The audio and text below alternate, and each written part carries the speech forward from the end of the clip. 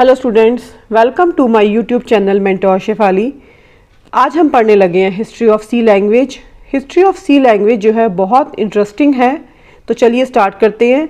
C is our programming language. जो सी है वो हमारी प्रोग्रामिंग लैंग्वेज है and it was developed in 1972। ये जो है आपके 1972 में डेवलप हुई थी और इसको डेवलप किया था डेनिस रिची ने। डेनिस रिची ने जो है सी को डेवलप किया। और अब बात आती है कि ये डेवलप कहाँ पे हुई थी। ये डेवलप हुई थी आपकी AT&T बेल लेबॉर्ट्री, जो कि आपकी कहाँ लोकेटेड थी, USA में। तो ये तो थी सी की डेवलप की किसने किया, इसको डेनिस रिची ने किया। अब बात आती है कि सी को डेवलप क्यों करा गया। सी को डेवलप इसलिए करा गया, सी को डेवलप जो सी से पहले लैंग्वेज हुआ करती थी लाइक BCPL, ये सब लैंग्वेज जो हैं वो सी से पहले होती थी। इन लैंग्वेजेस के अंदर जो है हम लोग काफ़ी प्रॉब्लम फेस कर रहे थे। उन प्रोग्रामिंग लैंग्वेजेस की प्रॉब्लम को सॉल्व करने के लिए हमने सी को डेवलप किया, क्योंकि सी में वो कई सारे फीचर्स मिले जो कि हमारे को इन लैंग्वेजेस में नहीं मिलते थे, और इन लैंग्वेजेस की जो है प्रॉब्लम को सॉर्ट आउट किया सी ने। और सबसे इंटरेस्टिंग बात है, C language was developed to be used in Unix operating system. और सी लैंग्वेज के अंदर जो है इस बी के और BCPL के भी बहुत सारे फीचर्स जो है देखने को मिलते हैं। तो अगर हम बात करते हैं कि सी से पहले हमारे पास कौन कौन सी लैंग्वेज आई थी, वो भी मैं आपको बता देना चाहती हूँ।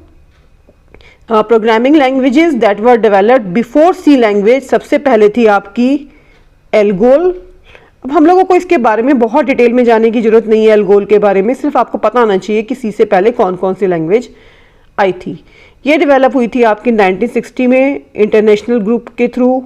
उसके बाद हमारी आई BCPL हमारी आई 1967 में।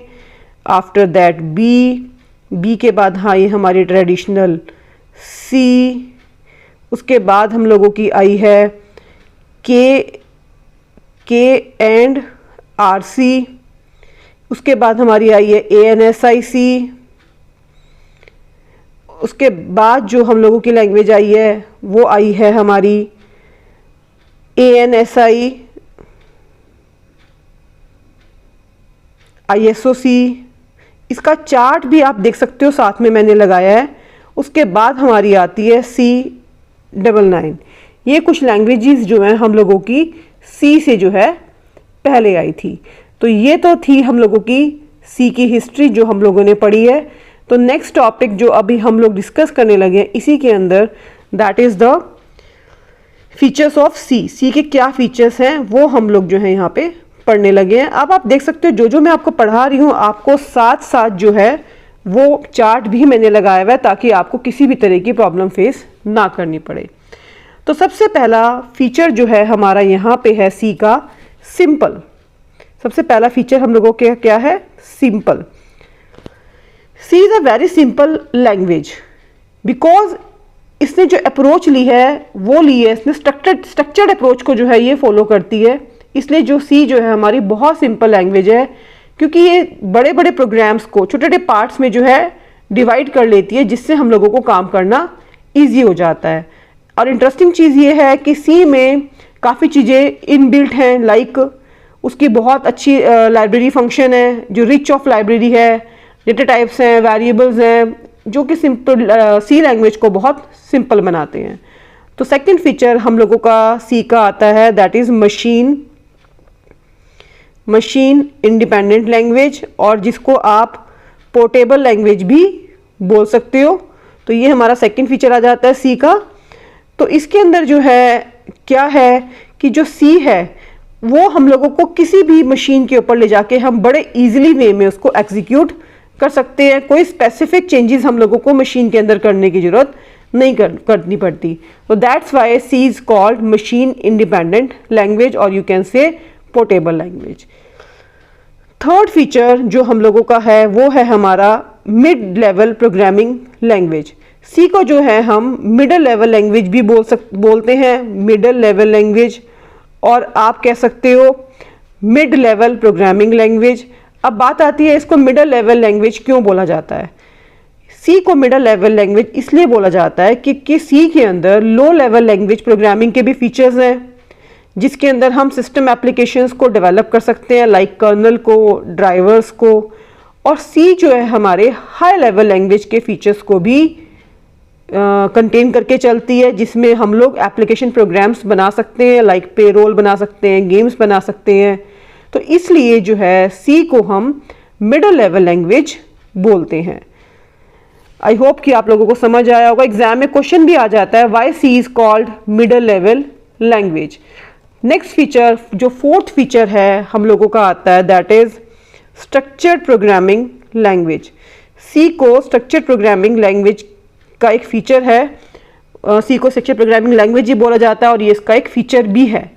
इसमें क्या होता है, सी को स्ट्रक्चर्ड प्रोग्रामिंग लैंग्वेज इसलिए बोला जाता है, हम यहाँ पर अपने एक बड़े प्रोग्राम को स्मॉल पार्ट्स के अंदर डिवाइड कर लेते हैं, जिनको हम फंक्शंस कहते हैं। वो स्मॉल पार्ट्स में होने की वजह से उसको समझना और मॉडिफाई करना जो है ईजी हो जाता है, और उन फंक्शंस को जो हमारे स्मॉल पार्ट्स में बन चुके हैं उन कोड्स को हम रीयूज भी कर सकते हैं। तो ये सी का बहुत अच्छा फीचर है, that is structured programming language. Next जो है वो हमारा है रिच लाइब्रेरी। सी की जो लाइब्रेरी है, लाइब्रेरी इन द सेंस कि जो सी की इनबिल्ट लाइब्रेरी है, इनबिल्ट फंक्शंस है, वो बहुत सारे हैं। सी के अंदर बहुत सारे इनबिल्ट फंक्शन हैं, जिस कारण से सी की प्रोग्रामिंग करना इजी हो जाता है और फास्ट हो जाता है। तो ये है हमारा next feature, that is rich library. तो नेक्स्ट हम लोगों का आ जाता है मेमोरी मैनेजमेंट। नेक्स्ट फीचर हम लोगों को कौन सा है, memory management. Memory management means it supports the feature of dynamic memory allocation. इसका मतलब क्या हुआ, we can free the allocated memory at any time. मतलब जो मेमोरी हम लोगों ने वेरिएबल्स को दे दी है या कोई प्रोग्राम में हम लोगों की ऑक्यूपाई हो गई है, उस मेमोरी को हम कभी भी रिलीज करा सकते हैं। ये सब जो हम डीप में भी आगे जाके डिटेल में प्रोग्रामिंग लैंग्वेज के थ्रू भी समझेंगे। यहाँ पर जो है अभी आप इनको फीचर्स के तौर पे समझिए। नेक्स्ट आता है हम लोगों का feature speed. Speed is our next feature of C. जो सी की कंपाइलेशन और एग्जीक्यूटिव टाइम है वो बहुत फास्ट होता है, क्योंकि इसमें बहुत सारे इनबिल्ट फंक्शन है, जिस कारण से है सी की जो स्पीड है कंपाइलेशन की और एग्जीक्यूशन की वो फास्ट हो जाती है, राइट। तो नेक्स्ट हमारा फीचर आता है, that is pointer. Pointer is our next feature. अब पॉइंटर से जो है हम लोग अभी डायरेक्टली इनके कंप्लीट चैप्टर्स हैं वो हम लोग अभी आगे जाके पढ़ेंगे, लेकिन फिर भी यहाँ पे मैं आप लोगों को थोड़ा सा पॉइंटर के बारे में बता देती हूँ। This is a very good feature of C. In pointer we can directly interact with the memory. Pointers के थ्रू जो है हम मेमोरी से डायरेक्टली इंटरेक्ट कर सकते हैं। तो अभी यहाँ पे पॉइंटर के बारे में हम इतना ही जानेंगे। नेक्स्ट फीचर जो हम लोगों का आ जाता है, that is recursion. That is recursion. यही बात रिकर्शन की है। रिकर्शन का टॉपिक भी जो है अभी हम लोग आगे जाके डिटेल में कंप्लीट चैप्टर पढ़ेंगे, लेकिन फिर भी मैं आपको बता देती हूँ। In C we can call the function within the function. हम फंक्शन के अंदर फंक्शन को कॉल कर लेते हैं। तो इससे क्या होता है, हमारे प्रोग्राम की जो रीयूजेबिलिटी होती है फंक्शन की वो बढ़ जाती है। और ये रिकर्शन के बारे में आप इतना ही जानिए अभी, बाकी डिटेल में हम लोग अभी इसको आगे पढ़ेंगे। नेक्स्ट फीचर जो हम लोगों का आ जाता है, that is extensible. Extensible, this is our next feature of C. Extensible means C के अंदर अगर हम कोई भी इसको एक्सपैंड करना चाहें, इसके अंदर कोई नया फीचर डालना चाहें, हम बहुत इजीली जो है सी के अंदर कोई भी फीचर आराम से डाल सकते हैं। तो ये थे हम लोगों के सी के 10 फीचर जो कि हम लोगों ने अभी पढ़े हैं, जिसमें पहला फीचर था हम लोगों का सिंपल, सेकंड था हमारा machine independent, third middle level language, fourth one is structured programming language, fifth one is rich library, sixth one is memory management, seventh is fast speed, eighth one is our pointer, ninth is our recursion and the 10th one is our extensible। तो अब आप देख सकते हो मैंने साथ में यहाँ समझाया भी है और साथ में आपके यहाँ पे पिक्चर भी लगाई है ताकि आप लोग इसको आसानी से समझ सको। तो आई होप कि आप लोगों को ये दोनों टॉपिक जो हैं बहुत अच्छे से समझ आए होंगे। तो अब हम नेक्स्ट वीडियो में हम लोग नेक्स्ट टॉपिक देखेंगे, यहाँ पे हम लोग सी की प्रोग्रामिंग को स्टार्ट करेंगे।